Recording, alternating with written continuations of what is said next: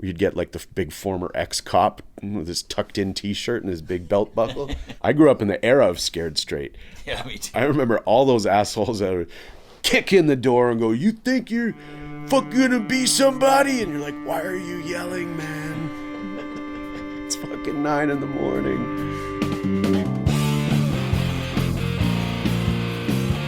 I'm Garth Mullins. This is Crackdown.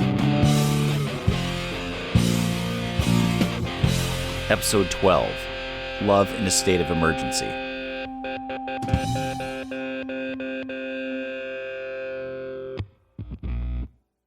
Canadians have this idea of ourselves. It's an advertisement we beam out to the world, and a lullaby we sing to ourselves at night. Canada the Good, a country built on pluralism, tolerance, and equality. But you can't understand our overdose crisis without knowing the truth about this country. And that's the story of colonization, a centuries-long effort to steal land and erase Indigenous peoples. Canada's first prohibition law was written into the Indian Act in 1884. The government made it a crime for Indigenous people to buy or drink alcohol, or even go into a bar. If you did, you could go to jail or get a big fine, half of which would go to whoever snitched on you. The alcohol ban was all about social control. Kwakwakiwa author Bob Joseph writes that the government of the day believed, quote, if Indians were able to access alcohol, they wouldn't be diligently working their farmland. Of course, prohibiting alcohol didn't end drinking.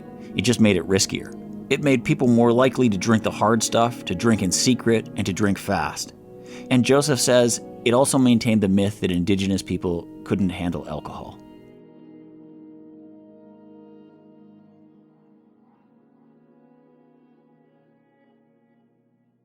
But the Indian Act wasn't just about booze. It outlawed traditional forms of governance, like the potlatch. It empowered police to seize regalia, masks, blankets, and other ceremonial items. It also empowered the state to seize Indigenous kids and to lock them in church-run residential schools. The abuse in these schools was notorious and rampant. Down the generations, this adds up to a lot of damage. And people, any people, are sometimes going to try to self-medicate that damage. Today, Indigenous people are disproportionately harmed by the overdose crisis. They were over 4 times more likely to die of an overdose than the rest of the population, according to 2018 stats. So some people have started to rethink how their communities deal with the crisis.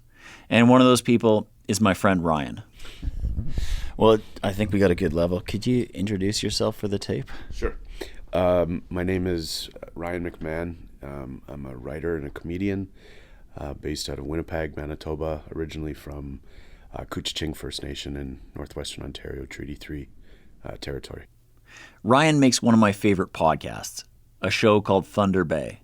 It's full of infuriating and heartbreaking stories of racism in one northern Ontario city.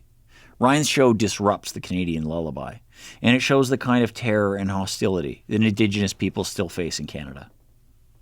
Just to set this up, I'm going to kind of roll back to a conversation we had last year. And we were chatting on DMs, and then we hopped on the phone, and you were kind of just responding to the first few episodes of the podcast, and you were saying, you know, you'd traveled to a lot of different communities, and you'd seen sort of an on-reserve reticence about harm reduction. Am I getting that right? Yeah. One of the big privileges I have in this weird job is the opportunity to travel and to all far reaches of this country. And at that time when we had that conversation, I had just left a couple of communities where this was an ongoing conversation. It's something that I've seen maybe as a growing trend, and it's something that is, as far as I'm concerned, is troubling.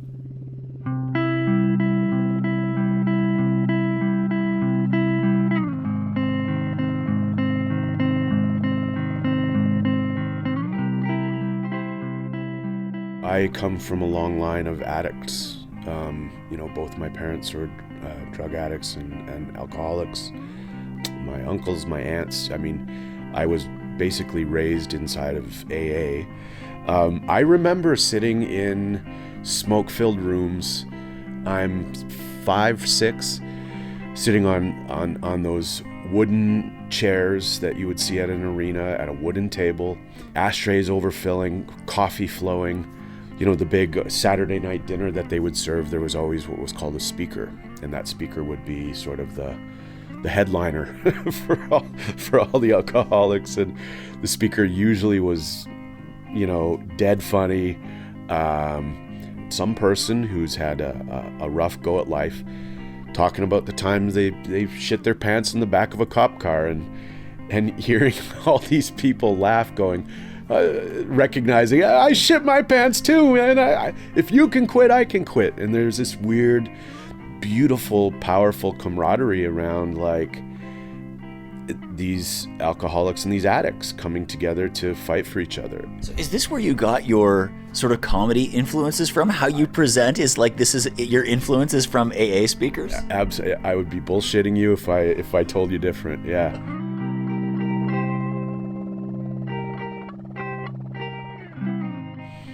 Being raised in that world and understanding that that's what saved my parents' life really helped me appreciate the struggle of the addict. And it's something that I remember the love and the sort of the compassion and the nurturing that was happening there amongst people.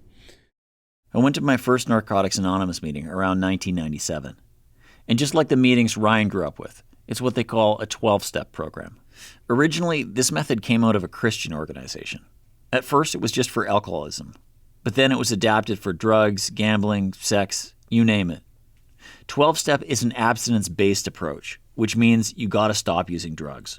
Or at least, you gotta be working on it.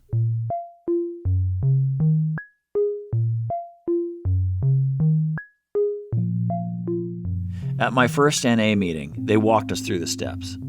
You start by admitting you're powerless over your addiction, and then you turn your life over to God or to some kind of higher power as you understand it.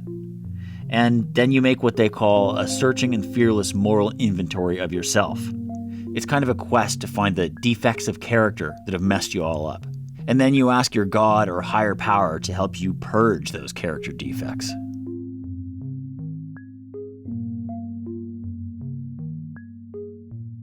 I was skeptical about all this, though I did try. I attended around 50 meetings, but I never got past the first couple of steps, and I never really racked up any clean time. But I get why Ryan liked being in these rooms. I like things about them too. I like that there was no social worker, no authority figure in charge of everything. Meetings were run by people who'd been through the same kind of shit that I had.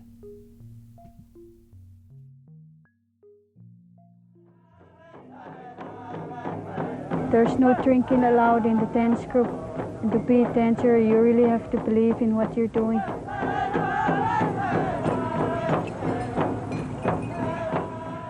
This clip is from a 1985 documentary film called The Honor of All, The Story of Alkali Lake. In the interior of BC, Alkali Lake is now known as Eskedem First Nation, and they produced this film to tell the story of the community's approach to recovery. Brother Ed Lynch, a Catholic oblate and AA counselor from Williams Lake, was out here all the time trying to get an AA program started on the reserve. But everybody pretty much ignored him until Phyllis quit drinking. It's good to see you, Phyllis. How are you and Andy doing? Making any progress? I quit drinking now. It's getting to be 5 Eskedem's plan was pretty drastic. They outlawed public drinking. They gave some drinkers vouchers for food and clothing instead of income assistance checks. And they threw the white bootleggers off the reserve. Eskedem also created their own kind of treatment program. There were 12-step meetings, but also a sweat lodge, a Secwepemc language program, and a traditional dance group. When I joined the dance group, I was told not to drink or took up. That's what I liked about it. I started in '78, 8 years ago. It's a great honor and a lot of fun being a dancer. The Alkali Lake story became a bit of a sensation. According to a 1989 Alcoholism Treatment Quarterly article, quote, at every health conference, locally and nationally, tribal leaders, tribal health directors, and other healthcare providers are all discussing the phenomenon at Alkali Lake. What's happening in Alkali Lake can take place anywhere on Mother Earth with any members of the human family who are ready to make a real step toward the development of their people. Other communities did similar kinds of things. They put the standard 12-step approach into a new context. Sobriety became a part of cultural healing and tradition.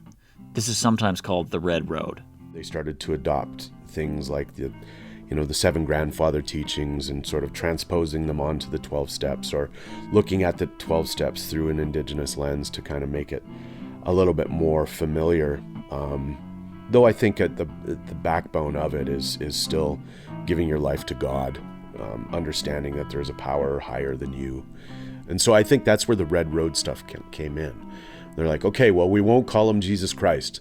We'll call him the Creator. And everyone's like, I like that. How else can we change this shit up?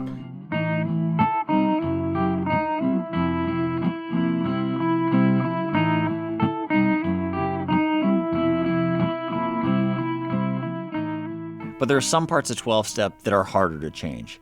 Things that are right at its core. Maybe the most controversial thing about programs like AA and NA is the absolutism. You're either clean or you're using. There's no middle ground. There's no room for less risky drinking or drug use. And there's no room for treatments like methadone. I know people who find this kind of moral clarity helpful. But for many others, this kind of absolutism can make you feel like a failure. When I was a teenager, I so desperately wanted to be a powwow guy because I wasn't raised that way, but I love the powwow. And I wanted to start powwow singing in particular. And I started going to the Friendship Center in my hometown to learn. And so we would get these things, they would call them drum teachings. And these drum teachings are all like meant to be sort of guideposts and rules for us to live with as singers, as those with that responsibility. And in those drum teachings, abstinence from drugs and alcohol was tantamount to your participation. And then there were rules like, well, if you do drink, you can't be around the drum for 4 days after. It's like, okay, 4 days, all right. Why 4 days though, right?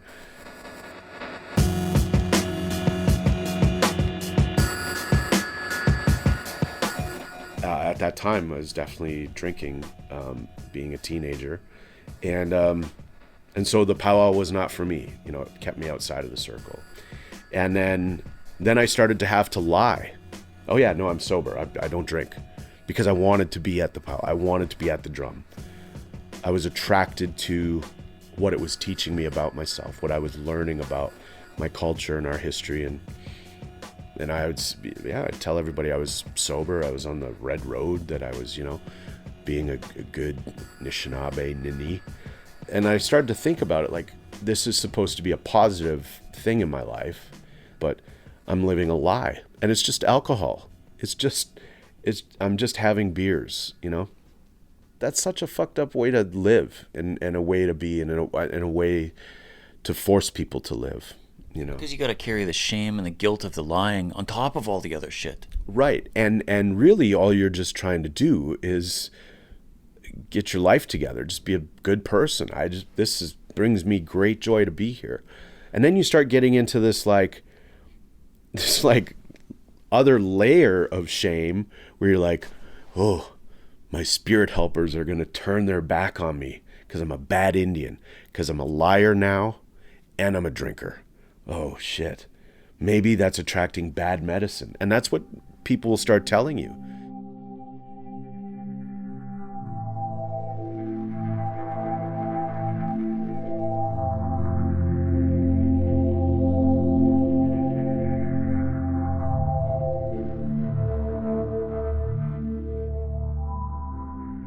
Ryan says that shame ultimately kept him away for some time, but he never gave up learning about his culture. He carries a traditional bundle now. It is a drum, a pipe, feathers, and other items he's been gifted over the years. He tells us that there's this Anishinaabe concept that's really important to him: the good life. It's something you always search for, but likely never find. The important thing is that you strive for it. For Ryan, in part this meant developing a healthier relationship with booze.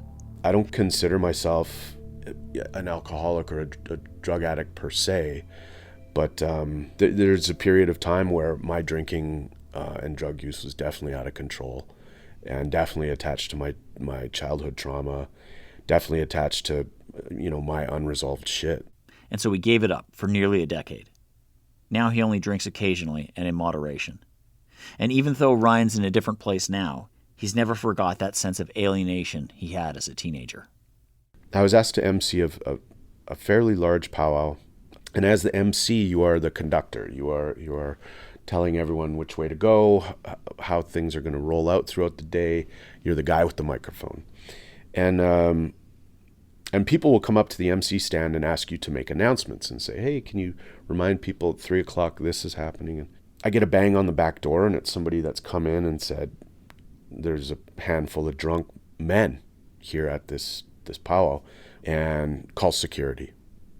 And what that means at some powwows is like there's a volunteer community security thing.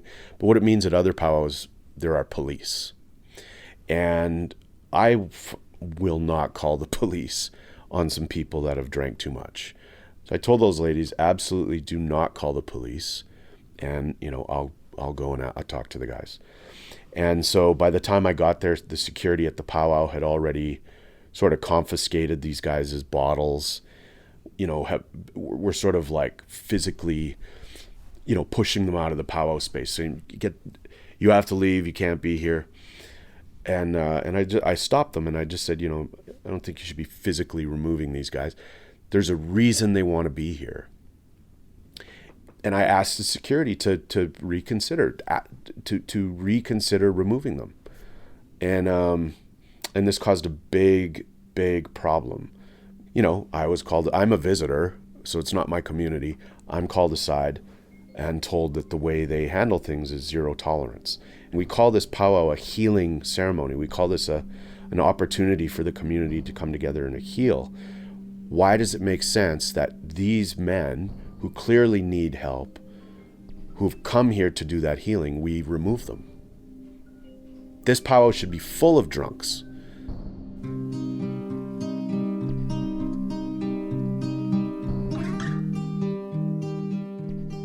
We hear these tricky words in Native communities, words like traditional. If you're traditional, you don't do this, or if you're traditional, you don't do that. But I think that this conversation around abstinence is really influenced by Christianity. That learning and that set of learned values and behaviors has really been transposed onto Indigenous folks from the church, from colonization. Like that tough love approach. Yeah, I think a tough love approach is probably an Indigenous approach. I mean, that's what Nanabuju and Trickster stories teach you all about, tough love. There's a lesson to be learned every single time. And I think that's what tough love can do for us. But I don't know if it's tough love people are after. I think it's tough shit. Get the fuck out. And it's not necessarily those communities' fault. They are heartbroken. They are struggling through the realities of residential school and colonialism and poverty. And it's hard to love when you live in a constant state of emergency.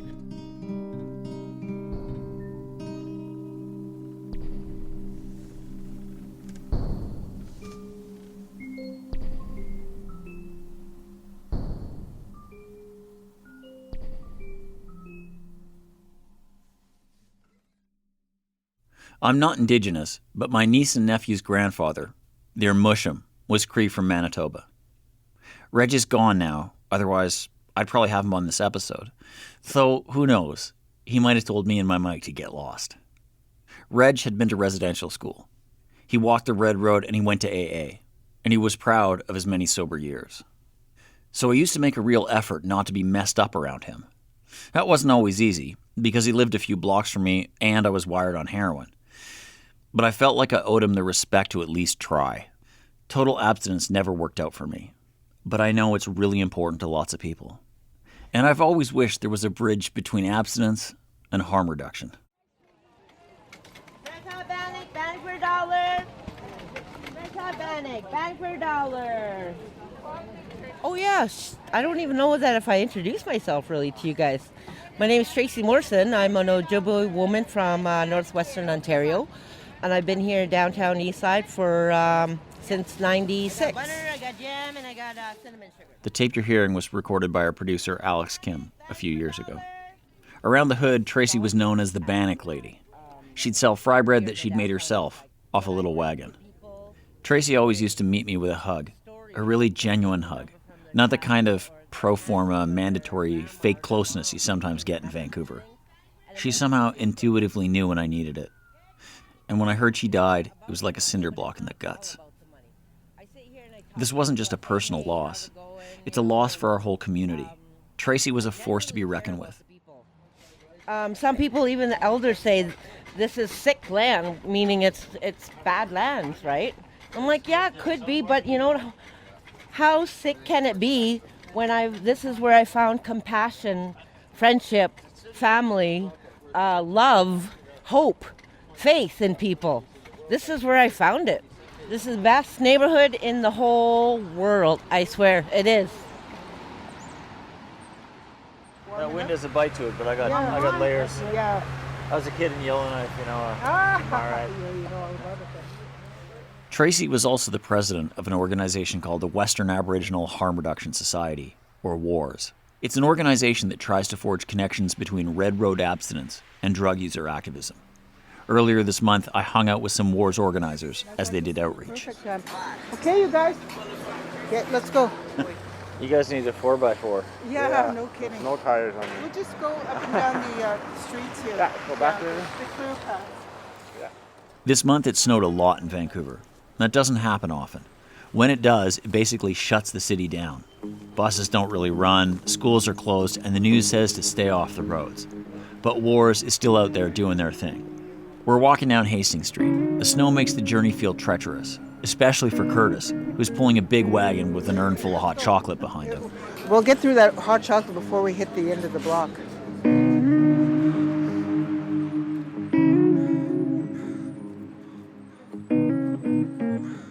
The WARS activists carry backpacks filled with little Ziploc bags. They're full of crack pipes, syringes, cookers, foil, push sticks, and water.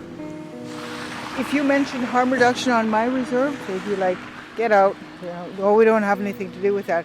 And yet you have... This is WARS treasurer, Linda Steinhauer. Linda's a Cree woman in her early 60s. Linda and her family moved to Vancouver in the 90s. She used drugs, but didn't hang out in the hood. She says she started to come down here because of her son. I wonder. I used to look out my window. I lived on Main and First at the time, and I could see downtown East Side. Beautiful, beautiful view. I thought, where in the world is my son out there? Where are you, Joe? Every once in a while he'd pop up, but I guess he was getting really into the drugs. In 2016, as the OD crisis was really picking up steam, Linda's son Joe worked at the OPS. Linda says she would sometimes pick him up after his shift, and one day he asked her, "Why don't you come down here and help us out?" But the idea made her nervous. He says, "Mom, what are you so scared of? I'm going to be there. Nobody will bother you." I don't know what the hell I was so damn scared of, but I guess, I don't know, just that's not the way I grew up, and I'm not used to so much of that being around me, drug use and all that.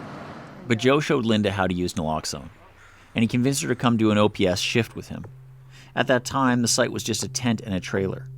One night, the place was a bit understaffed. Linda and Joe were the only people working in the trailer.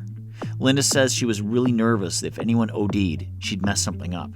And then it happened. A guy went down, and Joe sprang into action and Narcaned him. But then another guy went down, almost right away. This time, Linda stuck him with the Narcan.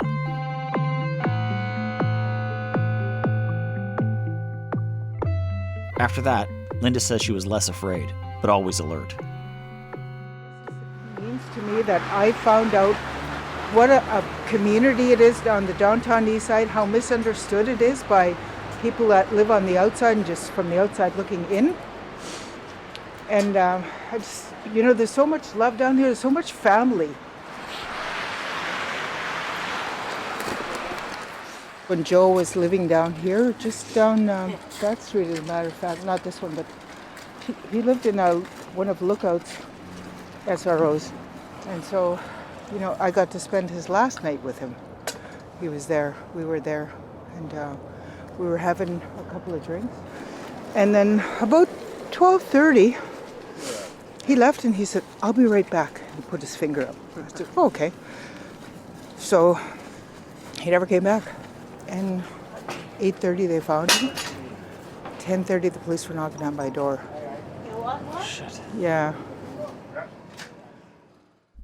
Shortly after Joe died, Trey Helton and Sean Heff painted a mural in the alley outside of the OPS. It was a gigantic, colorful image of an angel holding a drug user in his arms. There was a banner above that read, "For the loved ones we have lost." Trey painted a scroll into the mural and a list of names. Joe's is the third one down. Linda says, whenever possible, she likes to take people to see it. Just to, show that, we have lost, a lot of us have lost children and family members. You're doing this outreach here. What do you hope happens from it? Well, my heart goes out to these people. If I were down and out like this, or if this were happening to me in my life, I would love to have somebody come along and care enough to give me clean supplies, or just even talk to me for a few minutes, or just for organizations to be there and you know who you could turn to if you needed help. For people, when they talk about their families and how their parents were raised in a residential school, how the reserves were developed and how you had to stay there and you weren't allowed out of the reserve, and you couldn't speak your own language. So they're having to deal with a lot of hurt and pain, and we have to just try and keep an eye on everybody. That's the main thing around here, is just making sure that so-and-so, has been checked on, or have you seen so-and-so, Is there any love? Yeah, harm reduction. No, I don't need that. No, you could speak today. No problem. I need a light though from somebody. Yeah. Okay. I'll have a hot coffee. How are you doing?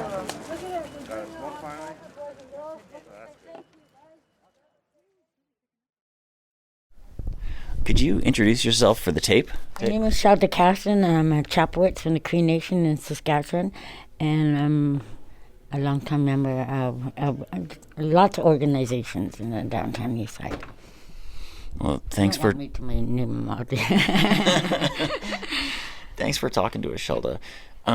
So we're doing this episode on colonization, the overdose crisis, and we've been talking to you as an editorial board member right from the beginning about what direction we want to take, and you told us, look at abstinence, look at the connection to the church, look at the Red Road, look at harm reduction, look at the bridge in between. So we've been trying to do that. But just for people who maybe don't know, can you explain what it is, what colonization and the overdose crisis feels like to you? Like, how have you experienced it? The reason a lot of people use is you can't just heal the addiction. You got to heal the person. And with the natives, it's particularly to the years of colonization that has happened to them. They're being, I guess, is broken. You know what I mean? They're broken people. Shelda was taken from her family when she was young and adopted by white people. This also happened to another Crackdown editorial board member, Jeff Loudon. These weren't isolated incidents. They're part of a decades-long policy we now call the 60s Scoop. The 60s Scoop continued a process that residential schools started, an intentional, planned effort to kill the culture and assimilate Indigenous children. I was one of the world's biggest apples. Can you explain to people what an apple is? It's red on the outside and white in the middle. I was so ashamed because I grew up around white people all my life, and I was always picked on and bullied, but that's why I'm a little scrapper now.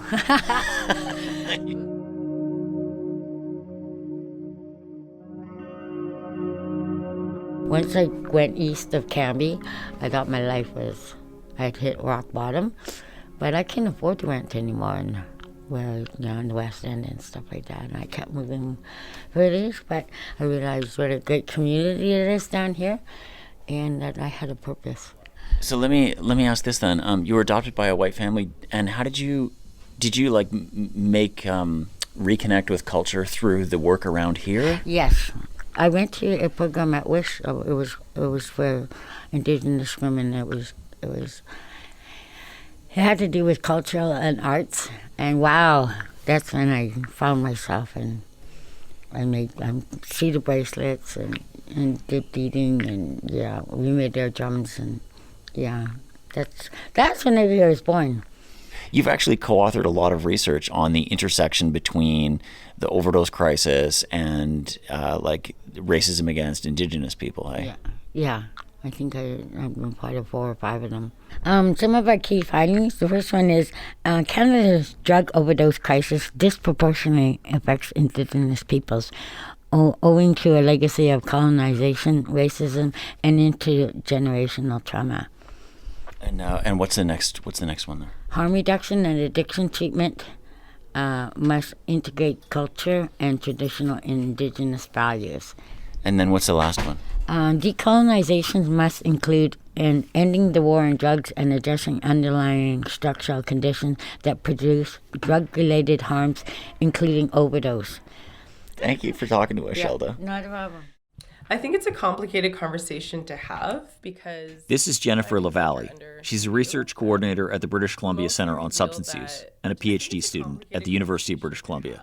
Because, especially, and this is coming from my context, this idea of abstinence-based models and then also this idea of harm reduction have always been talked as something that are different ends of the spectrum. So trying to unpack that, especially with Indigenous folks, is very complicated. For us, we've seen our communities devastated by substance use related harms. So it's hard. It's hard to bring up. It's hard to bring up to our families who are dealing with the everyday realities of addiction. Jennifer is Cree Soto Métis. She grew up with her mom, an addictions treatment counselor in Regina, Saskatchewan. And she says that she's always had access to ceremony. Sweats, other cultural activities. And I think part of that was my mom's attempt to raise us without shame, as she was raised with a lot of shame growing up. As a young adult, Jennifer started to do frontline work with sex workers, Indigenous kids, and people who use drugs. She says she started to see the same thing happen over and over. When a lot of Indigenous people that I would work with would try to get access to culture or try to reconnect with their communities, there was always this same thing would play out. If you're not sober, if you're not abstaining, there was a lack of access to be able to actually connect back with not only culture, but communities and family.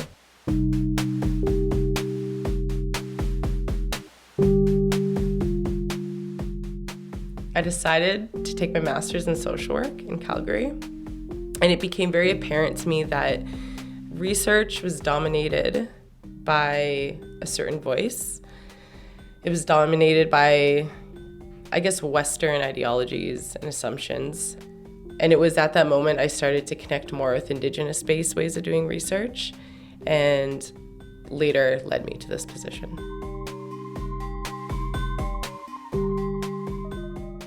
When Jennifer started working at BCCSU, she joined an ongoing research project.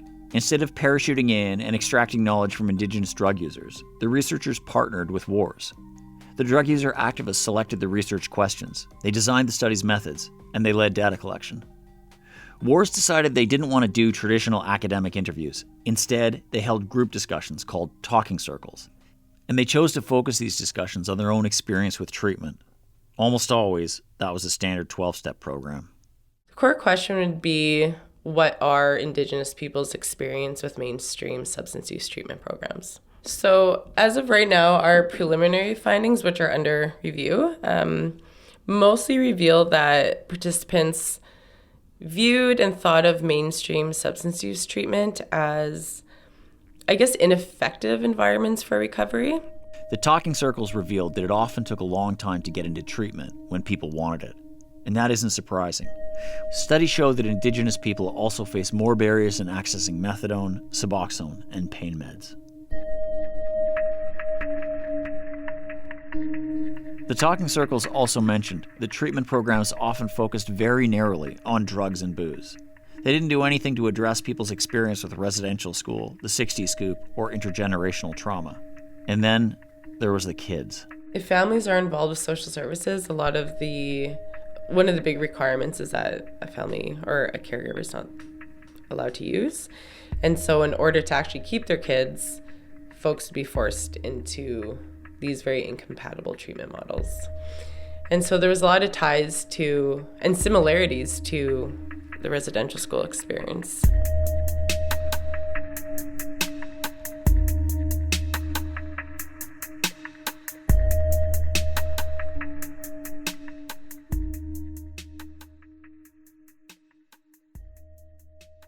The circle also talked about what treatment could be. One woman said, quote, "I dreamed I had a longhouse. People can come, and me and my daughters and my granddaughters will greet people. We would have horses and geese and natural foods." She said this would be a place for building cabins, carving, beading, and praying to the Creator.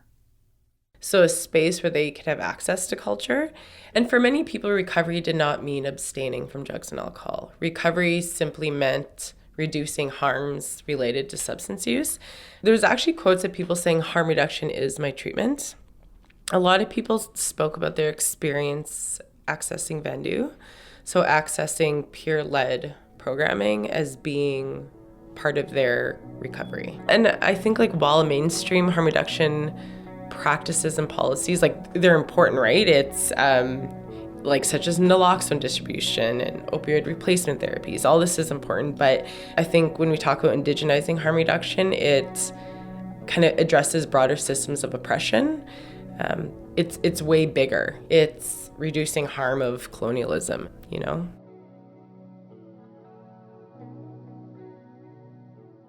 I got starting late. Oh, I just got here a second ago. That extra snow slowed things down. Yeah, me too. Grand Chief Doug Kelly is president of the Stalo Tribal Council, and he served in lots of leadership positions over his life. In addition to that, I'm a grandfather, I'm a father, I'm a husband, I'm a brother, I'm an uncle, I'm a whole bunch of things. So this is why we schedule interviews at 8:30 in the morning. It makes sense. Works for me if it works for you, Garth. Definitely. Thanks for making the time. And I mean, full disclosure to our audience, I actually worked for you for a time. And that was when I was using heroin, so apologies if the work was ever inconsistent. No need to apologize, and you must have been able to manage pretty well. I didn't notice. The cover worked. The ruse was effective. And sometimes people are very creative when they need to have ruses. And some cope very well, some do not. So no need to apologize, Garth. None whatsoever. Back in the day, Doug hired me to do some research. He loaned me a laptop and had me write up a paper. It was about health outcomes for First Nations in BC and how they're worse than for the population in general. This report was just a small part of a fight Doug's been involved in for a long time. The struggle to take control over health programs back from Ottawa. And that's ultimately what happened. He was a big part of the establishment of a new Indigenous-led organization called the First Nations Health Authority. When I worked for Doug, I was pretending not to be wired, so I never asked him about harm reduction. If I had, I would have discovered that he wasn't a big fan. I have family members suffering with various forms of addictions. And it's my extended family. I have a huge family on both sides of my family. And so I see alcoholism. I see addictions to heroin. I see addictions to other substances. And when it comes to family members, my first response was abstain. Don't do it. And I began to try to create incentives for them to stay clean, to stay sober, to stay away from the drug or alcohol of their choice. Like what kind of thing? Helping them. If they were struggling to put food on the table, I put food on their table. If they were struggling to find a job, I helped them find a job. If they were struggling in whatever way, I'd create, usually financial, because that's what does it, right? There was one relative that Doug was really worried about. He thought they might have turned a corner. It seemed like things were going okay. But then... That's when that beloved family member went back to that life. And I was torn. I was torn. At that time and place, I wanted to throttle the person that invented naloxone. Because I saw that as a means to continue behavior that was hurting my beloved family member and took them off the pathway to where they needed to be. That was the anger of the moment. And when we're angry, we're not rational.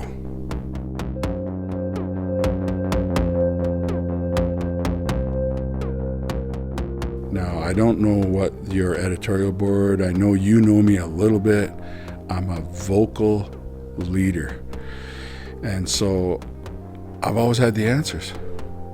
And I had to come to terms with the limits of being a family member that has no control, no influence, no ability to change the behavior of a beloved family member.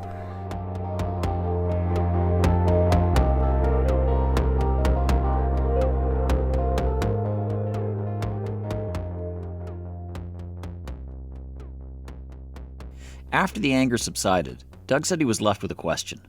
What would actually help this person? What do they need? And honestly, conditional love doesn't work. It doesn't work. So if we want to help our loved ones, we've got to get to that place of unconditional love, which means harm reduction.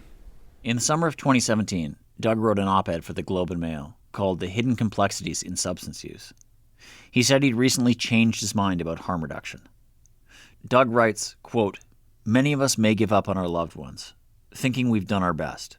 With failure, we decide to quit on them, instead of giving up on our black and white resolution of abstinence and looking for a different approach.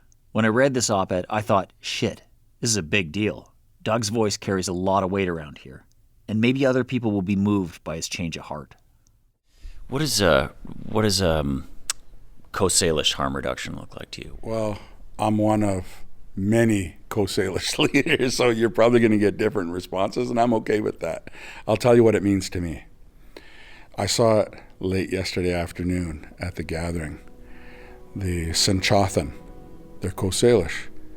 They have an immersion school. They're teaching at preschool, at kindergarten, and elementary school levels, Sinchothan to their children in immersion. And those children are vibrant. They're shining. They know who they are. They know where they come from. They know their ancestral teachings because they know their language. So language is harm reduction. Is harm reduction, Garth.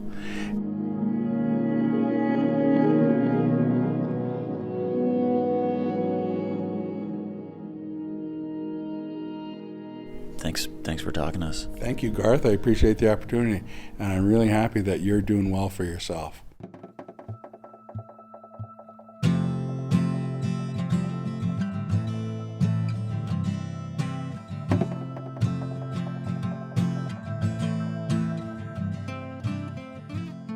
There's a lot of inspiring work going on today. Culture Saves Lives on Vancouver's downtown east side helps reconnect people to cultural teachings, ceremony, smudging, and the drum circle. Abstinence not required. The Blood Tribe declared a health emergency in 2015 and started distributing naloxone kits. Musqueam has an annual harm reduction conference where they train members to reverse ODs and hand out lawn signs that say, "Stop, I have naloxone here."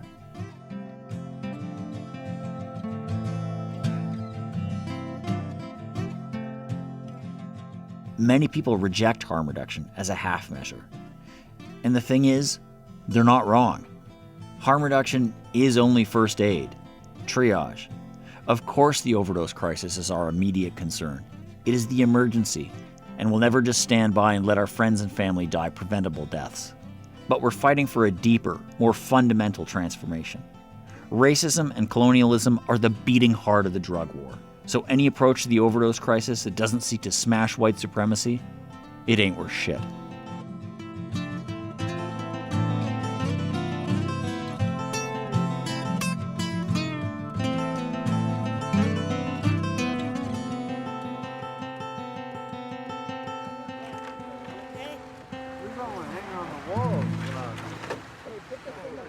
Crackdown is produced on the territories of the Musqueam, Squamish, and Tsleil-Waututh nations. You can support us at patreon.com/crackdownpod. This month, editorial board member Shelda Castor provided invaluable advice and direction to me and the production team. Thank you, Shelda. We'd also like to thank Musqueam for letting us use clips from their film. Also, check out Bob Joseph's 21 Things You May Not Know About the Indian Act.